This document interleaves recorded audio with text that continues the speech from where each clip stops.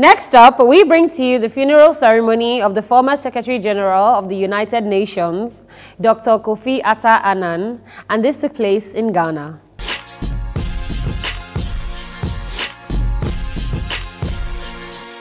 Dear friends and colleagues, saying goodbye is never easy. I have spent most of my life working with the United Nations. I feel it is my home. I can think of no other job in the world that would have been so rewarding. And I have met wonderful people along the way and made many friends around the world. It has been an extraordinary privilege to serve as Secretary General these last 10 years. I believe we can all feel proud of what we have done together in that time to address some of the world's most pressing challenges. I have often said that you can take the man out of the UN, but you can't take the UN out of the man. Thank you once again, my dear friends and colleagues. I will count on you to carry on your indispensable work, and I wish you all success in the years ahead.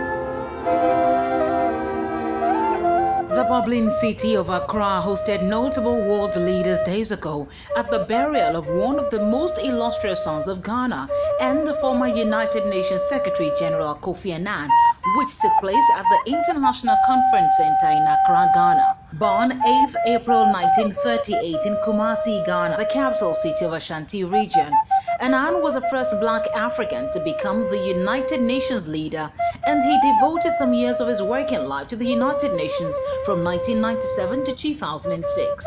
Annan, who died on August 18 in Bern, Switzerland at the age of 80, was once married to Titi Alakija before remarrying Nani Maria Annan in 1984. He is survived by 3 children, namely Kojo Adeyemo Annan, Ama Annan, and Nina Crosser de Groot. The 3-day state burial began with a public viewing, and thereafter the next day followed with a royal burial which took place at the same venue. Amongst the numerous dignitaries that came to support the widow and children were the Ashanti King Otumfuo Osei Tutu II, who was represented by Mampohini Nana Osei Bonsu, Nana Brewo III, who is Kofi Annan's godfather, members of the parliament.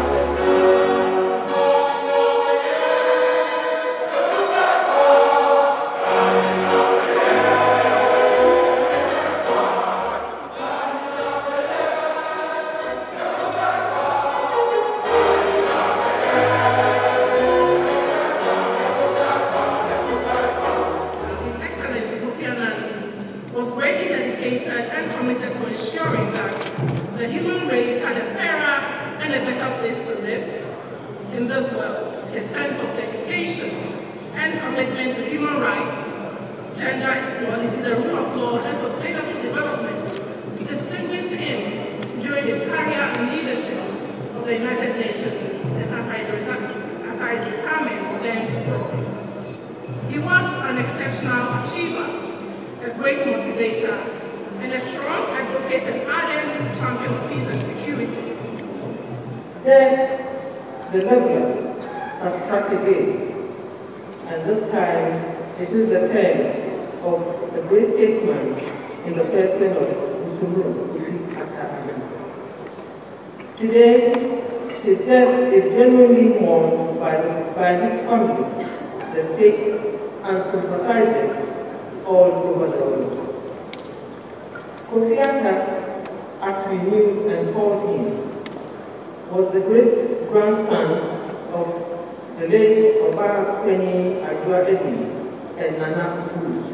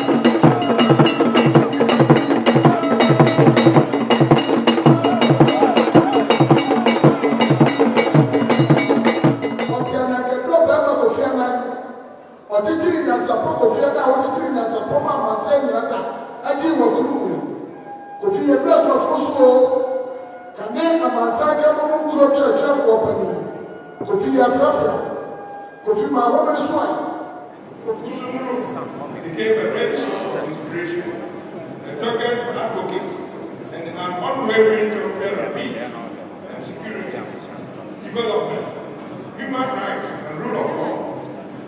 A consummate mediator, Usumuru touched many lives with his graciousness, charisma, and commitment to the pursuit of worthy causes, crying for global attention. Busumuru is the name of the golden sword used by Asante kings to swear allegiance to the Asante kingdom at their coronation. Although captured in war, it is considered holy and not used for war. Given the significance of the sword, it was fitting that he, Kofi Annan, was the first to be granted that title since the foundation of the Asante Kingdom in the 17th century. Kofi Annan was the embodiment of peace.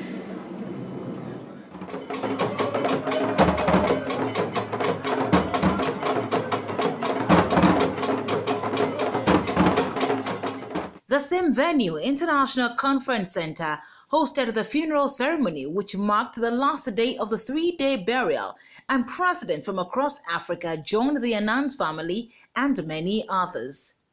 Dignitaries included President of Ghana Nana Akufo-Addo and wife Rebecca Akufo-Addo, Vice President of Ghana Mahamadou Bawumia and wife Samira Bawumia, Namibia President Hage Geingob, Liberia President George Oppong-Weah, Niger's Prime Minister Briggy Rafini, United Nations Secretary General Antonio Guterres, former President of Ghana Jerry Rawlings, John Kufuor and John Mahama, former President of Nigeria, Chief Olusegun Obasanjo, Nigeria's Senate President, Dr. Bukola Saraki, and wife, Her Excellency Mrs. Toyin Saraki.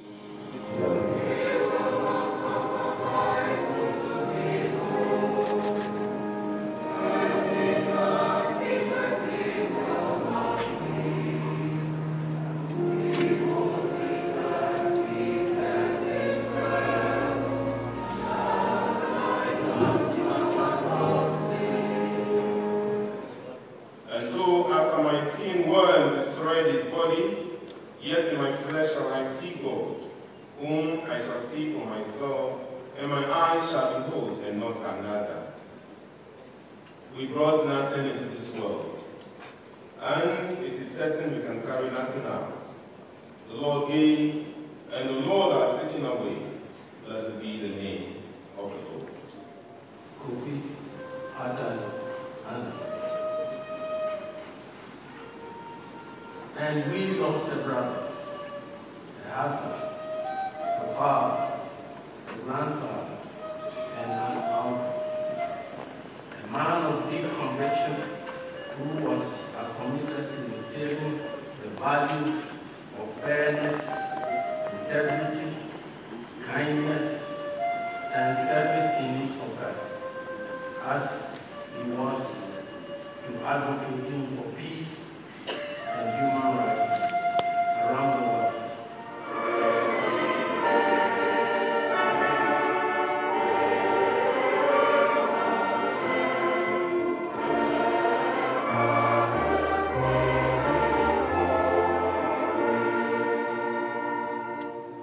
My father will always be someone special in my life. When I was young, he knew everything. He could fix everything and told amazing stories.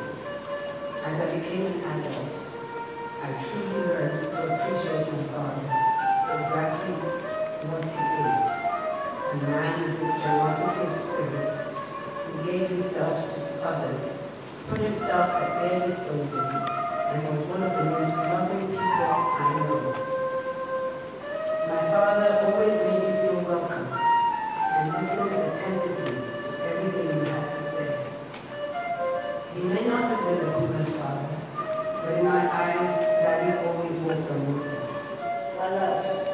Your life from grace started your long journey. May you rest in peace, and may your wisdom and compassion continue to inspire us and guide our steps wherever we go. Thank you. Kofi Annan was both one of a kind and one of us.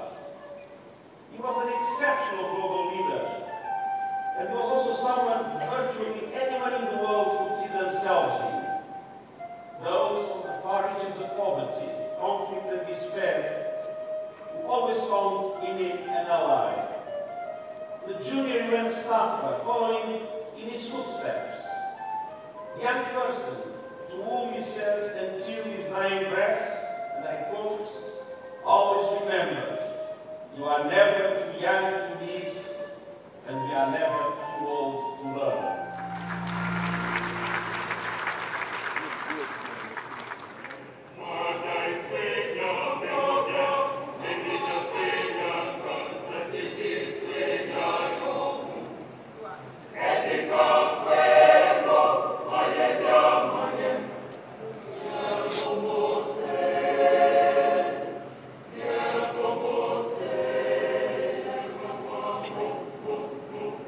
Kofi Annan was the first from sub-Saharan Africa to occupy this exalted office, which made him the world's top diplomat. He brought considerable renown to our country by his position and by his conduct and comportment in the global arena. Indeed, the outpouring of tributes from the world over is an accurate measure of the man. A man who gave his life to making peace where there was conflict, to defending the voiceless who were powerless, to promoting virtue where there was evil.